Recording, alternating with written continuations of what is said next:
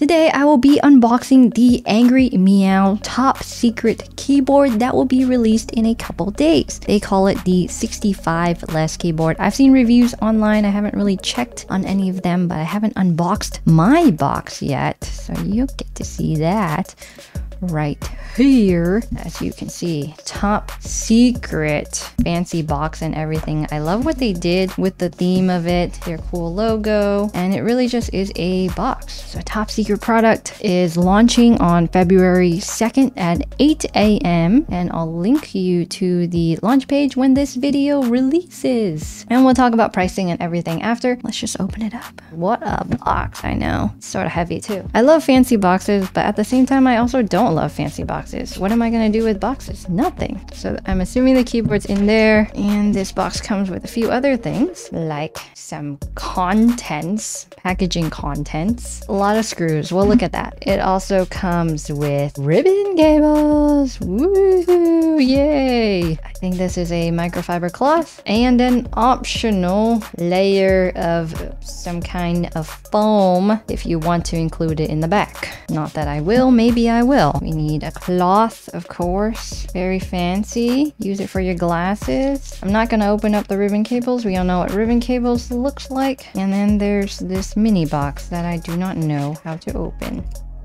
Oh, it's like this. Wow. Whoa. You get an ultra fancy screwdriver. That is really nice. And a bunch of these things. They're leaf springs and a bunch of screwdrivers and L wrench and a storage pouch and a cleaning cloth. And yeah. All right, cool. Time for the main event. Dun dun dun dun. That is the keyboard. So these are instructions on how to use it. It's a little bit hard to read since it's like a see-through sheet of plastic. So the name of this keyboard is called the 65 less. And as you can see, it is not a 65% keyboard. And so it's a HHKB layout and it has arrow keys, but that's a special feature we'll have to figure out. Before I plug it in, it says, upon first use, plug in the USB cable to activate the keyboard. So let's find that switch. Actually, I guess you want to look at the case. Look at this. The details are pretty nice. So there's a USB port. We've also got it says less is more. I don't know if you can see it at the side, looking thick. And this is where the arrow keys are supposed to be, but we'll figure that out. And this is the candy bar version. Looks nice. It looks good. The letters are barely visible. So it's got a multi-flex, it says. It's flexing, all right. It's got flex everywhere. So I'm gonna activate it by plugging it in. Bluetooth. You can switch RGB. There's a bunch of RGB modes, RGB lighting. Everyone wants a sound test. Okay, we'll listen to it and then we'll talk about all the features because I think it is actually really, really, really cool. Spoiler alert, it sounds really good.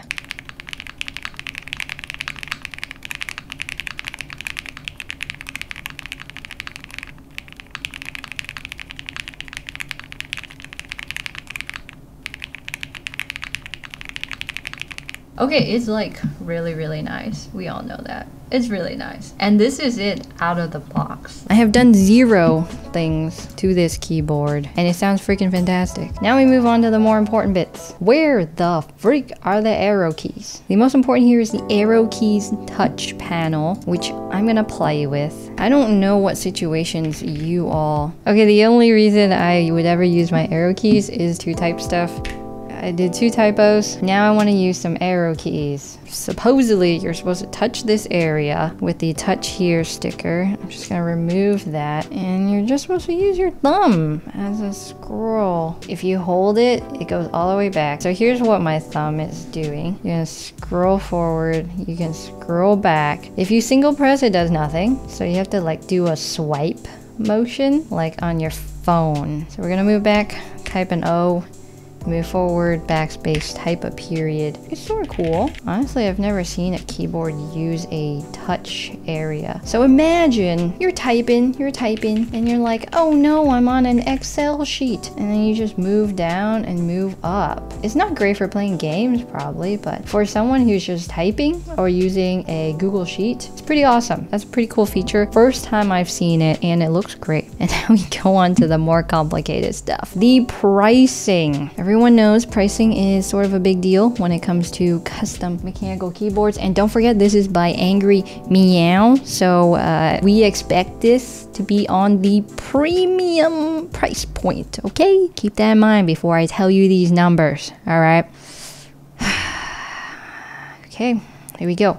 The standard base kit, which does not include the keycaps or the switches, it's a base kit, is $398 US. But if you're an early bird on Indiegogo, you get 8% off. So, you know, not too bad. See, now that I've set your expectations super high at like 700, 600, now it's gonna drop back down when I tell you the real numbers. So base kit is $398 USD. Special edition base kit, which I have no idea what that means. What the heck is a special edition base kit? We'll come back to that. We're gonna come back to special edition. But the standard bundle, which is what you see here, I think this is the standard bundle. The standard bundle comes with keycaps and switches, and that is $498 USD. So we're looking at around $500. And then you've got some other ones. It's called the Mech Love. I'm not sure what that is, but you're just gonna add like 20 bucks there. So it's pretty expensive. It's not cheap. I really want to see what the difference between special edition and not special edition is. Why did they make this layout? Because it's unique, and that's what Angry Meow does, is they take things and they change it up and they make it real fancy. And this is real fancy. It has the functionality of a 65%,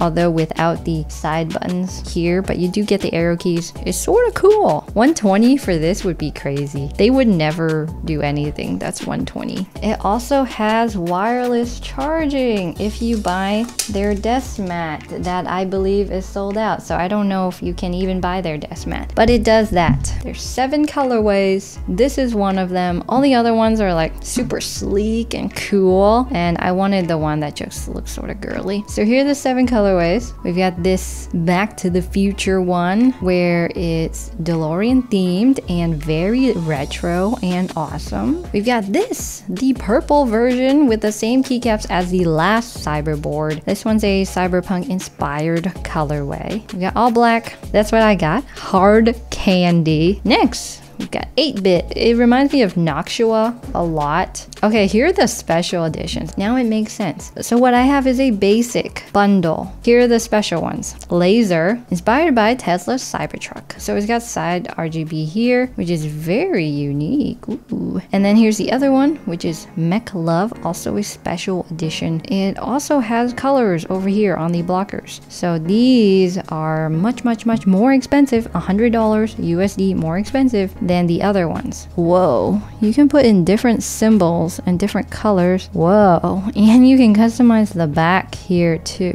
That's super cool. So the arrow keys you can swipe, but you can swipe and hold for volume. I'll have to try that, but I'm not playing anything on my computer right now. We finally figured out what normal and special is. Standard base kit, no switches, no keycaps, 400 USD. Special edition base kit, the ones with the customizable lighting areas, 450 USD, so only $50 more. But when you get the bundle, you just add 100 on top of that. And then the Mech Love ones are about $20 more. So you're just gonna add things. You're just gonna add things, okay? Now you understand, right? Can everyone just confirm that you understand how this pricing thing works? Because it was a little complicated for me at first. So this is the stock keyboard, and it's honestly, it sounds great. So it is HHKB. This spacebar is very, very wide, 7U, and these two keys are a little different shaped, and you got your FN key at the far right. If you've never used an HHKB layout, it's a little bit different than your normal keyboard, especially if you're looking to replace the keycaps. It's just different, and you're gonna think about that. The base PCB doesn't have switch split backspace, but there is a version that does, which is also very confusing too.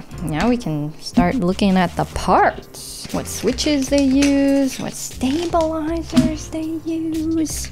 Here is the switch within the keyboard right now. If you're just gonna ask me what the switch is, I have no idea. I'm gonna look. It's got a box shaped design. It's pre-lubed, quite a loud bottom out. So this is what they're talking about when they're talking about their adjustable leaf springs. So you have the option of only using one here or both or one, and you can change the material. So copper is softer and stainless steel is the default, which is what I have now. It's got a lot of customizability. You have PCB foam, adjustable, so case foam, and these things are what makes it bounce. Honestly, it's a very complicated design. It's not something I want to take apart. I think it's the same switches as the last cyberboard, but I cannot tell you what the name of those switches are because I am a noob. A complete and total keyboard. What is that? Here are the switches. We have found it. These are the icy silver switches. They have a linear feel. They're transparent. It's $86 for 90 pieces. That puts them at about $1 a switch. Same price for unlubed and prelubed. Cool. It's a little pricey. That's what it sounds like. Icy silver. It's a 3-pin switch, completely see-through, and the top stem is sort of box-like, but not 100%, and it's MX style, so you don't need those weird switch openers if you do want to open them up. Look at these stabilizers. This plate is so soft. The switches just come right out. So now if you can see, the stabilizers they're using, probably the icy silver stabilizers. They are see-through. Actually don't have lube on them. They just sound great, but it's south-facing. They already have a PE foam sheet in here. South-facing RGB PE foam sheet in there. Stabilizers don't have big globs of dielectric grease just showing, but it sounds nice. It sounds already tuned and no one needs to do anything about it, especially not me. The only downside to hard candy, this colorway, is that you can't see the legends. The colors are very hard to see. Double shot and the colors are tough.